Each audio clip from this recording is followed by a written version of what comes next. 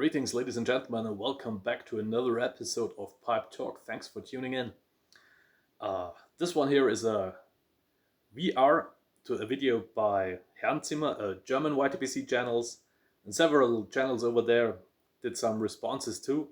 And the topic was so-called shadow pipes, the pipes that you own but hardly ever get smoked, if not at all. And I guess every one of us has several of these pipes. Usually I give those away or I sell them off at times if they don't have any sentimental value or meaning to me. And for example, one of these pipes is this one here. It's a Butz-Choquin Cubel. Sorry if my French pronunciation isn't quite correct. I think this shape became quite popular and famous for the brand. It's a briar pipe with a reddish stain, beautiful grain, no fills, stamped Butz-Choquin Cubel. It has a wooden accent ring made of several different woods, acrylic stem with the silver BC logo and silver star printed on it.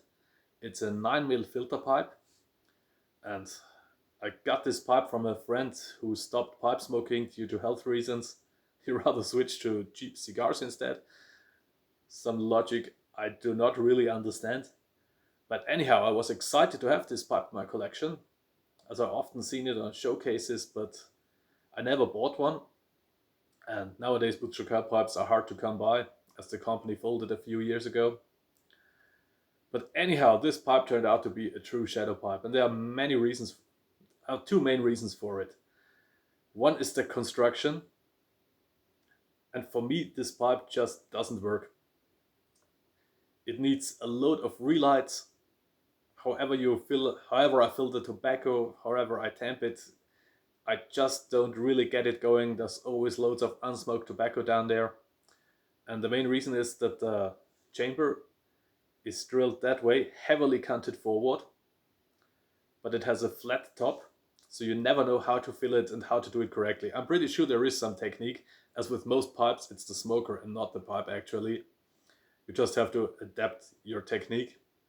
But in that case, I never went that far because, as you see, there's a twist in the shank, but the twist also extends to the mouthpiece.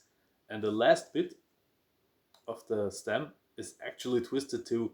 So however you hold this pipe, it doesn't feel good in your hand. And more importantly, it doesn't feel quite right when you clench it, when you put it in your jaw. It's always off somehow. You don't find a comfortable position for this pipe.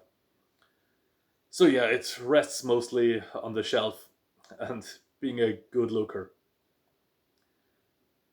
But yeah, if you take the time, I'm pretty sure you can get this thing to smoke wonderfully.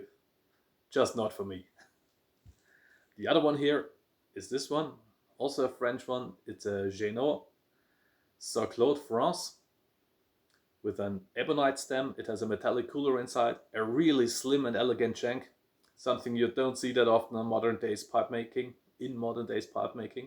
And it has this oval shank, so it's actually a pocket pipe, or I think Dunhill called this kind of pipes opera, as you can put it in any pocket and carry the pipe with you without bulging your suit or something. And yeah, there are several pipes like this. They were quite popular, I think, for a while.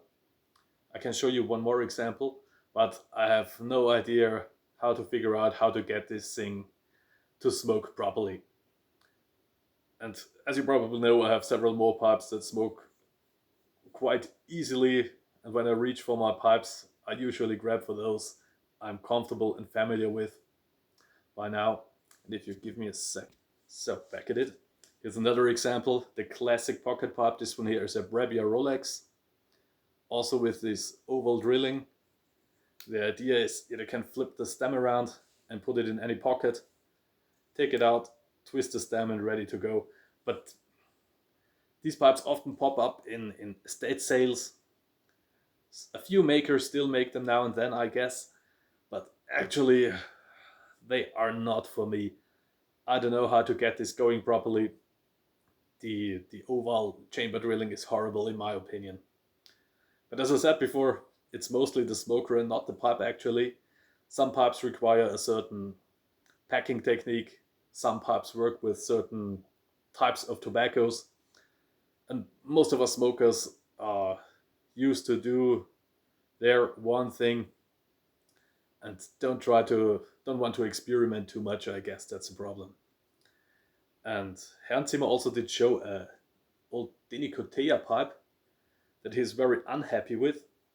And if you're watching this video, you can send me the pipe over and I will rework it and make it a really pretty eye catcher, free of charge, of course.